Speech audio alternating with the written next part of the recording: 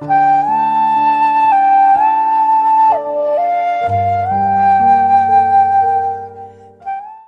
दर्शक मित्रों, caring for KG to PG में आपका हार्दिक स्वागत है। मैं रेखा ठक्कर।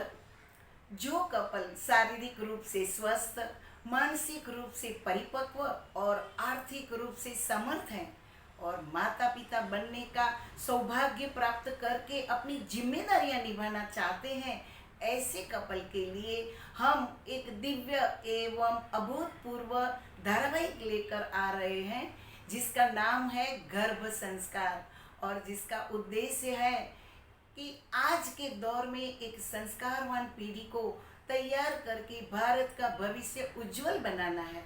आज 21वीं सदी में परिवर्तन की रफ्तार में हर कोई दौड़ रहा है। यह दौड़ है सुखी होने की, यह दौड़ है सफल होने की। पर हाँ, सुखी और सफल होने की परिभाषा और दायरे सबके अलग अलग हैं। लेकिन अफसोस की बात यह है कि इस भाग दौड़ के वर्तमान समय में अधिकांश माता पिता दुखी और व्यथित है।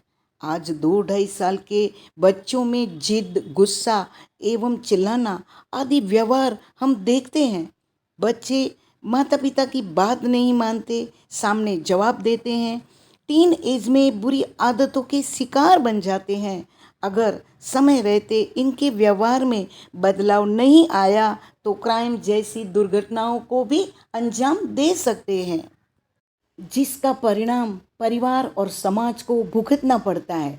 माता पिता के हाथ में पश्चाताप के अलावा कुछ नहीं रहता। माता पिता यही सोचते रहते हैं कि आखिर परवरिश में ऐसी क्या कमी रह गई या कहाँ भूल हो गई हमसे। लेकिन दूसरी तरफ उसी उम्र के ऐसे भी बच्चे हैं जो माता पिता की बात मानते हैं, बड़ों का आदर करते हैं, उससे सहयोग करते हैं, प्यार करते हैं, संस्कारों में जीते हैं। यहाँ सोचने वाली बात यह है कि एक ही समय में पले बड़े हुए बच्चों को माता पिता ने तो परवरिश भी अच्छी दी, फिर इन बच्चों के व्यवहार में इतनी असमानता क्यों है? यह गहन चिंतन का विषय है, ऐसा आपको नहीं लगता? सोचिए। मेरा कहना है कि आज टेक्नोलॉजी के विकास ने मानव मन की वेदना, संवेदना यानी कि इमोशन को खत्म कर दिया है। नैतिक एवं भावनात्मक मूल्य गिरते जा रहे हैं। यहाँ तक कि हमारे संस्कार की परंपरा को अनदेखा करके हम आगे बढ़ रहे हैं और इसी कारण अनचाहे परिणाम भी भुगत रहे हैं। हमारे 16 संस्कारों में से सबसे पहला संस्कार है गर्भाधान संस्कार, और इसको समझने के लिए हम कुछ हमारे डेली आयोजनों के बारे में बात करेंगे।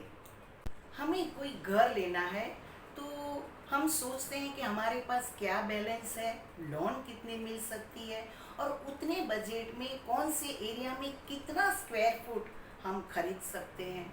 उसके बाद वास्तु, इंटीरियर, घर का कलर, पर्दे का कलर, ये सब हम प्लान करते हैं। इसके बाद घर में रहने जाने के पहले पूजा पाठ करवाना है, मेहमानों को बुलाना है, तो मेहमानों का लिस्ट, खाने का लिस्ट, ये सब प्लानिंग हम अच्छी तरह से करते हैं। क्यों? क्योंकि हमें पता है कि पूर्व आयोजन यानी कि प्लानिंग करने से परिणाम बेहतर आता है। तो फिर संतान के लिए कोई प्लानिंग नहीं, जो हमारे जीवन की सबसे बड़ी खुशी और सबसे बड़ी जिम्मेदारी है, तो संतान के लिए भी हमें प्लानिंग करनी चाहिए। और इसी दिशा में हमें मार्गदर्शन देता है गर्भाधान संस्कार, और वो कैसे, आइए जानते हैं। दैत्य गुरु शुक्राचार्य से पुत्र रत्न का आशीर्वाद मिलने के बाद राक्षस हिरण्यकश्यप की पत्नी कयाधु एक दिव्य और दैवी पुत्र चाहती थी और उसे गर्भाधान की महत्ता का भली भांति ज्ञान भी था। इसीलिए जब देवताओं से संग्राम में विजय करके लौटे हिरण्यकश्यप के विश्राम की व्यवस्था महर्षि नारद जी के आश्रम में की। उसी वक्त अपने गर्भाधान की महत्ता को ध्यान में रखते हुए हिरण्यकश्यप की मनोभूमि की मलिनता को अच्छाई की ओर मोड़ती है और पति के साथ रात्रि समय बिताते हुए देवताओं का स्वरूप, अनुशासन, व्यवहार, देवीय वातावरण इत्यादि का बार बार प्रश्न पूछती है और हिरण्यकश्यप खुश होते हुए सबका देवीय वर्णन विस्तार से बताता है। साथ में वहाँ सुख जैसे नारायण नारायण का जाप करता था, ठीक वैसे ही जप करते हुए वर्णन करता है। इस तरह दैवीय वातावरण का वर्णन एवं नारायण नारायण का जाप करते हुए पति को रिझाते रिझाते पूर्ण रात्रि बीत जाती है। परिणाम स्वरूप कयाधु के गर्भ में असुर नहीं बल्कि उसी नारायण का भक्त प्रहलाद जन्म लेता है। इस तरह कयाधु को गर्भाधान संस्कार की महत्ता का ज्ञान था, तो असुर के संसर्ग के बाद भी प्रहलाद जैसे भक्त को जन्म दिया। यही तो हमारी भारतीय संस्कृति का गौरव है। सोचिए, अगर कयाधु जैसी राक्षस पत्नी की दिव्य बच्चे की चाहत गर्भाधान संस्कार से पूर्ण हो सकती है तो आपकी क्यों नहीं। आज बहनों को गर्भाधान संस्कार के बारे में कोई जानकारी नहीं है। घर और ऑफिस की जिम्मेदारियों के बीच तनाव में जी रही हैं और पतिदेव भी रुपए कमाने की दौड़ में भाग रहे हैं। और फिर एक दिन अचानक पता चलता है कि हम माता पिता बनने वाले हैं और बन भी जाते हैं।